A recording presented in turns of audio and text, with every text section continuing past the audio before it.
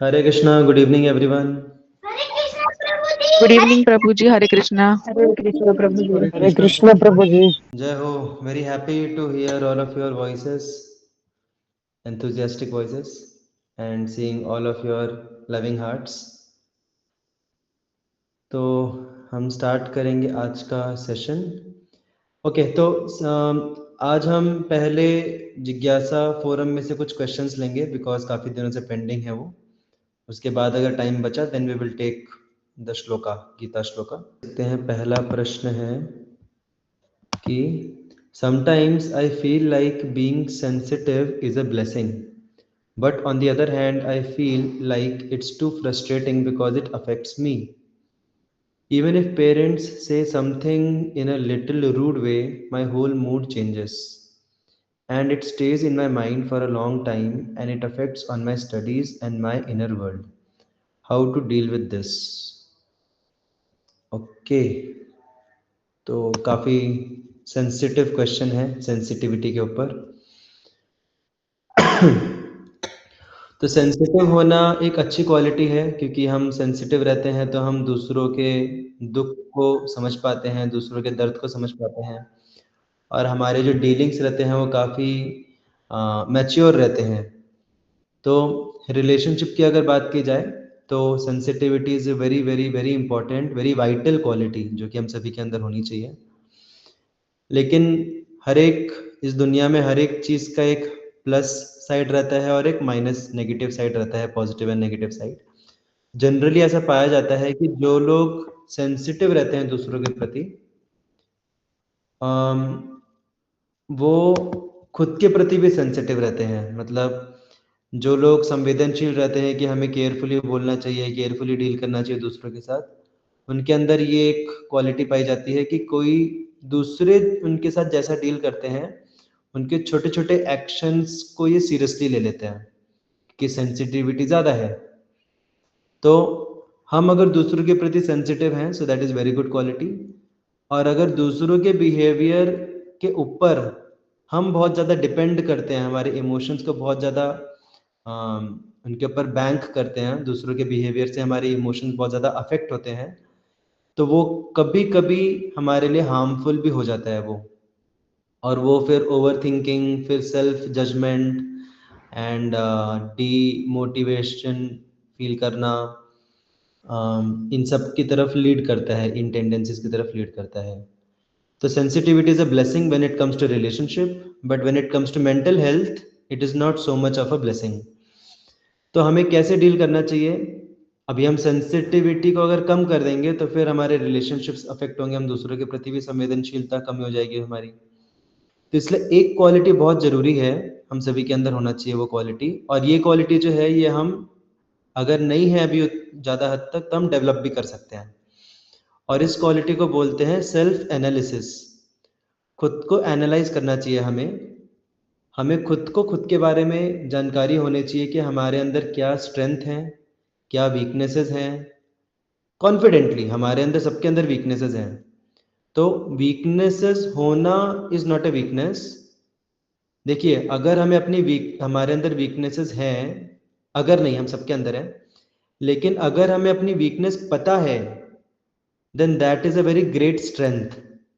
खुद की वीकनेस पता होना भी एक बहुत बड़ी स्ट्रेंथ है, क्योंकि अगर हमें खुद की वीकनेस पता है तो हम फिर अकॉर्डिंगली अपने लाइफ में उस प्रकार से हम डील करेंगे कि हम उन वीकनेसेस को ओवर, लाइक क्या बोलते हैं, कंपनसेट कर पाएँ।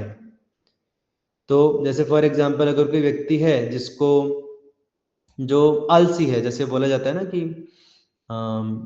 Lazy intelligent.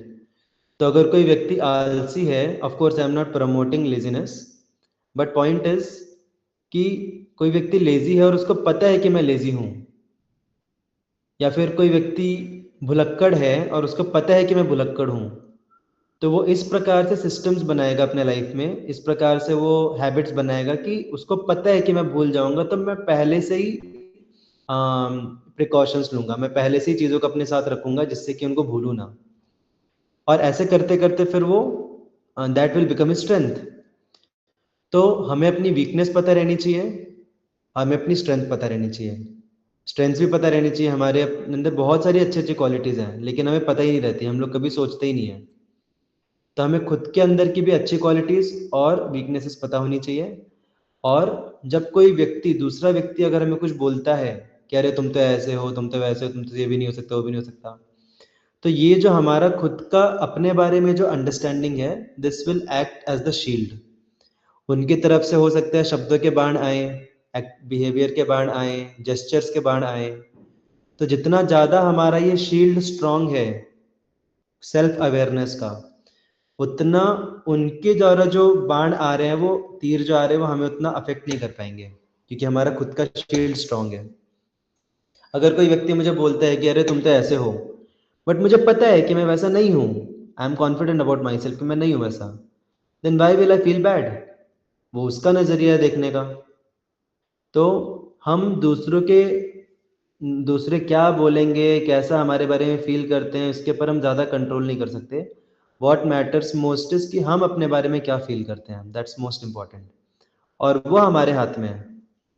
तो इवन आई कैन रिकमेंड कि we can even do journaling also. हम इवन लिख भी सकते हैं, हम कभी थोड़ा टाइम निकाल के हम लिख सकते हैं कि मेरे अंदर क्या क्या क्वालिटीज़ मुझे अच्छी लगती हैं और मेरे अंदर क्या क्या वीकनेसेस हैं। तो वीकनेसेस जो हैं उनके ऊपर वर्क अराउंड करना है, और जो खुद के बारे में जो पॉजिटिव क्वालिटीज़ है उनको याद रखना है और समझ उनको और ज़्यादा इम्प्रूव करना है। So like that, we should have our own self-analysis also while being sensitive. Is that fine, or anyone would like to ask anything further in that? Okay, so we will go ahead. कई बार इसके बारे में एक चीज़ बताना चाहूँगा। कई बार क्या रहता है, हम कुछ कार्य करते हैं, ठीक से नहीं कर पाते, और हमारे अंदर हमें उसका रीज़न पता है, लेकिन दुनिया के लोगों को नहीं पता ना उसका रीज़न। तो वो हो सकता है हमें अक्यूज़ करें, हमें ब्लेम करें, हमें लेबल करें, लेकिन हमको पता है कि हमारा वैसा कार्य क्यों हो रहा है। तो हमें कभी भी दुनिया के लेबल्स के आधार पे खुद को जज नहीं करना चाहिए। हमें अगर हमसे कुछ गड़बड़ भी हुई, कुछ गलती भी हुई, तो हमें एनालाइज़ करना चाहिए कि ठीक है ये हुआ, आई एक्सेप्ट ये गलती हुई, लेकिन इसके पीछे क्या-क्या कारण थे? क्यों ऐसा हुआ? उसके पहले क्या हुआ? उसके बाद में क्या हुआ? ऐसा सोच के एनालाइज़ करके फिर हमें समझना चाहिए कि ठीक है, इसके पीछे ये कारण थे और इन-इन कारणों के ऊपर मैं एक्ट कर सकता हूँ। तो सिंपल, अगली बार से फिर उन कारणों को सुधार लेंगे हम। जैसे ऐसा बोला जाता है कुछ लोगों के बारे में कि एब्सेंट माइंडेडनेस, राइट? कि अरे ये तो बहुत एब्सेंट माइंडेड रहता है। बट आप लोगों ने सुना है ये वर्ड एब्सेंट माइंडेडनेस? पता है ना आप लोगों को, या फिर समझाना पड़ेगा? एब्सेंट माइंडेडनेस नहीं पता कुछ लोगों को? ओह! मतलब खोया-खोया सा रहना, जो चीज़ कर रहे हो उस पे ध्यान नहीं देना, उसको एब्सेंट माइंडेडनेस बोलते हैं इंग्लिश में। Absent minded. तो एक्चुअल में देखा जाए तो एब्सेंट माइंडेड करके कोई चीज़ एग्ज़िस्ट नहीं करती। There is nothing called as absent mindedness.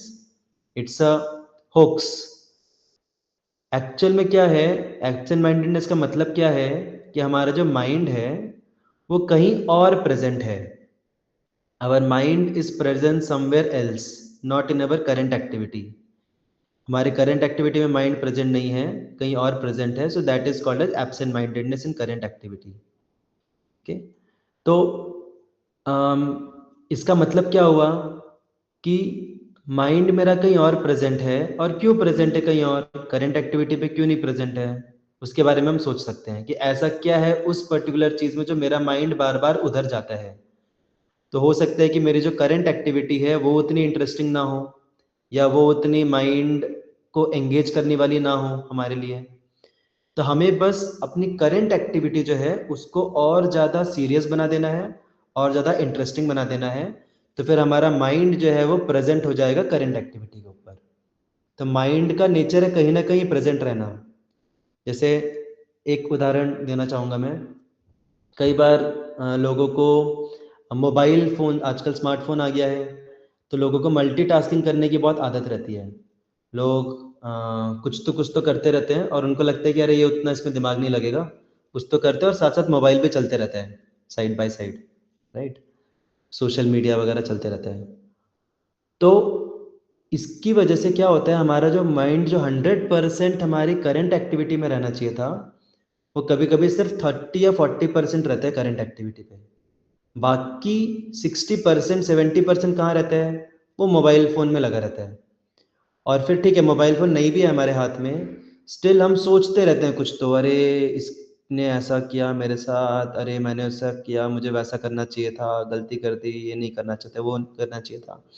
तो पास्ट के बारे में, फ्यूचर के बारे में, और अभी हाथ में मोबाइल है, उसके इल्यूजन्स, तो इन सब में हमारे माइंड की 100% में से सिर्फ 20 या 30% एनर्जी बचती है करंट रियलिटी में, जिस जो कार्य हम कर रहे हैं उसमें। और फिर उसकी वजह से फिर हो सकता है कई बार गलतियाँ हो जाएँ, कई बार चीज़ें निग्लेक्ट हो जाएँ। और फिर ऐसे निग्लेक्ट जब होगा तो फिर लोग क्या बोलेंगे, अरे तुम तो ऐसी हो, तुम तो पागल हो, तुम तो एब्सेंट माइंडेड हो। बट हमें पता होना चाहिए कि वो हुआ क्यों, उसका कारण क्या था, एब्सेंट माइंडेड क्यों था मैं। हमें एनालाइज करना चाहिए, हमें खुद को बस गड्ढे में नहीं डाल देना चाहिए, अरे मैं तो ऐसे ही हूँ। नहीं, हमें एनालाइज करना चाहिए, ठीक है मैं मोबाइल यूज़ कर रहा था, मैं दूसरे चिंतन में था, तो मुझे क्या करना है, सिंपली मुझे अपना एब्जॉर्प्शन चेंज करना है। मुझे वो जो फैक्टर्स जो मुझे एब्सेंट माइंडेड बना रहे थे, उन फैक्टर्स को हटाना है और माइंड को करंट एक्टिविटी में लगाना है, as simple as that. So we should separate our problem from our sales.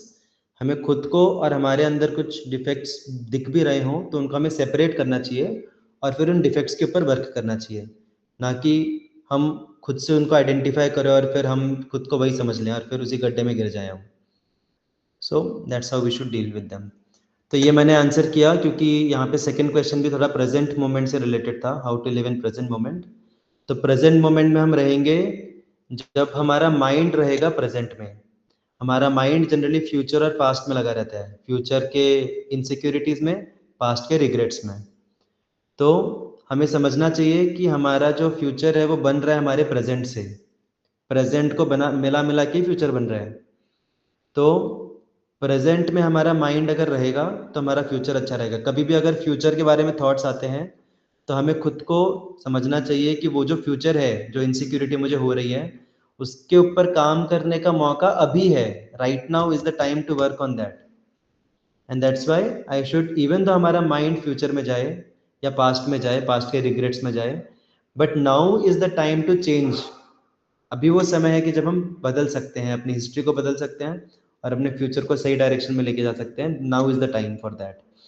तो उसके लिए हमें करंट एक्टिविटी जो हम कर रहे हैं उसका सीरियसनेस पता होना चाहिए।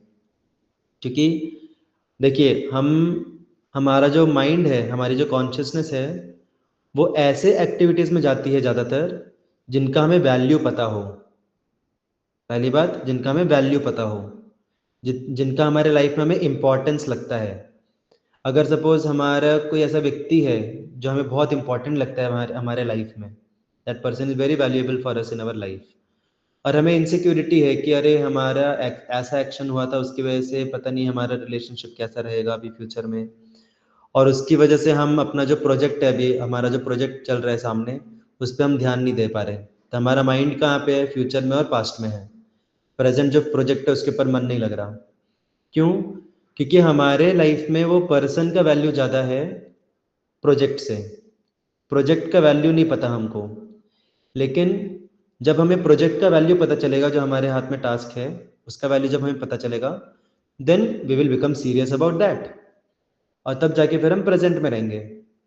तो हम जो भी एक्टिविटी कर रहे हैं प्रेजेंट में, उसका हमें वैल्यू पता होना चाहिए, उसका इम्पोर्टेंस पता होना चाहिए। प्रभुपाद, हमारे जो इस्कॉन के संस्थापक आचार्य हैं, इतने बिजी व्यक्ति थे, पूरे वर्ल्ड वाइड ऑर्गेनाइजेशन संभाल रहे थे अकेले 70 साल की उम्र में। लेकिन फिर भी जब वो लंच करने बैठते थे, 1 घंटा प्रसाद खाते थे वो। अभी मैं ये प्रमोट नहीं कर रहा कि सबको 1-2 घंटा प्रसाद खाना चाहिए, खाने में लगाना चाहिए, बट प्रसाद के टाइम पे प्रसाद, नो अदर एंगेजमेंट। प्रसाद के टाइम पे ऐसा नहीं कि सोचते बैठे अरे इधर क्या होगा उधर, वो बस टेंशन के चक्कर में फिर वो प्रसाद ही स्किप हो गया, भागते भागते दौड़ते दौड़ते खा रहे हैं बर्गर वगैरह। नहीं, आराम से बैठते थे पीसफुली, रूम लॉक करके, रूम के अंदर कोई नहीं आ सकता। जब प्रसाद खा रहे हैं, no interview, no correspondence, fully focused on prasad. Of course prasad के मामले में भी हमारे साथ भी पॉसिबल है वो इट्स एब्जॉर्बिंग एक्टिविटी। बट इतना बिजी हो, जब हम बहुत बिजी हो जाते हैं ना, जब मेंटली बहुत ऑक्यूपाई रह जाते हैं, तो हमसे खाना भी अंदर नहीं जाता है। खाना भी नहीं खा पाते ठीक से। बट प्रभुपाद कोई भी सिचुएशन हो वो आराम से बैठते थे, आराम से खाते थे, 1 घंटा आराम से खाते थे प्रसाद। चाहे लाइफ में कोई भी सिचुएशन हो, सुबह को 2 बजे उठते थे, 2 से लेके 4 से 5 बजे तक वो बुक्स लिखते थे। ऐसा नहीं कि बहुत टेंशन आ गया, डिप्रेशन में आ गए तो 3-4 दिन बुक्स नहीं लिखा, नहीं। चाहे कुछ भी लाइफ में सिचुएशन आए, बुक्स लिखना है। और बुक्स लिखना ऐसे टाइम पास के लिए नहीं, चैट जीपीटी में से कॉपी पेस्ट कर दिया। सोच सोच के कंटेम्पलेट करके एकदम साक्षात्कार को लिखना है, रियलाइजेशंस को लिखना है। क्यों? क्योंकि उनको पता है, इसका इंपॉर्टेंस पता है उनको। बुक्स क्यों लिख रहा हूँ मैं, उसका वैल्यू पता है उनको, राइट। प्रसाद जो, उसका वैल्यू पता है कि प्रसाद जो है वो भगवान से अभिन्न है, भगवान की कृपा है ये प्रसाद, तो मुझे उसका रिस्पेक्ट करना चाहिए। और इसको मैं अच्छे से खाऊंगा तो मेरे शरीर को पोषण मिलेगा, उस अच्छे शरीर के साथ मैं बहुत कुछ कर सकता हूँ। तो हम जो भी कार्य करते हैं उसका हमें वैल्यू पता होना चाहिए, इंपॉर्टेंस पता होना चाहिए, और उसके ऊपर से अगर वो और इंटरेस्टिंग भी है, अगर हमारा करंट कार्य जो है उसको हम और इंटरेस्टिंग बनाते हैं तो और ज़्यादा फिर हमारा माइंड प्रेजेंट में रहेगा।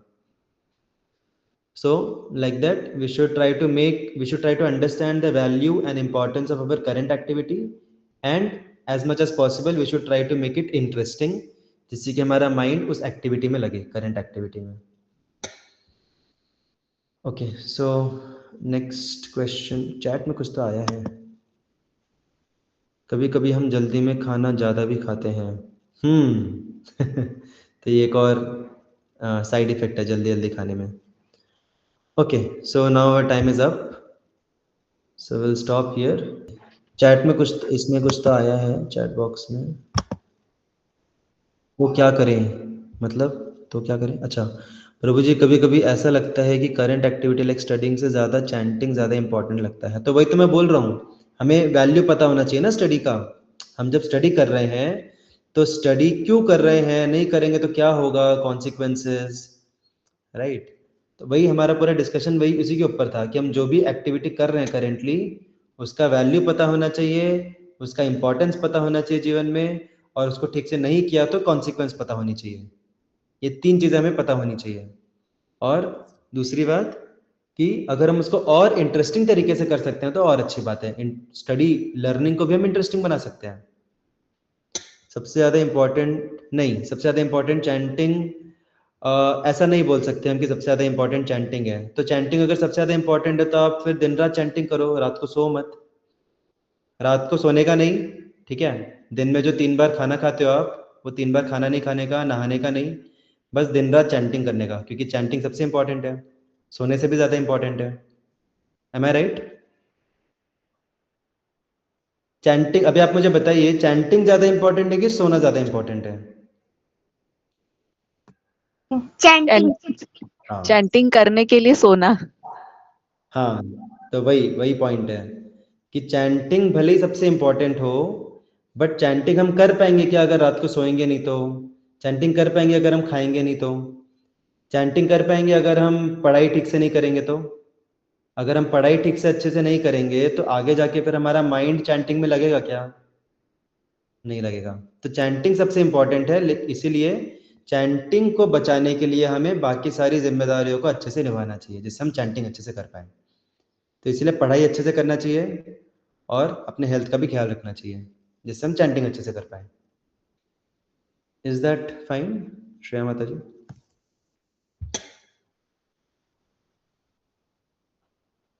जिनका चाहिए उनका थम्स अप नहीं आ रहा है। ओके, गॉट इट प्रभु जी, ठीक है। श्रील प्रभुपाद की जय। कृष्णा हरे कृष्ण कृष्ण प्रभु। हरे राम कृष्ण कृष्ण हरे हरे हरे।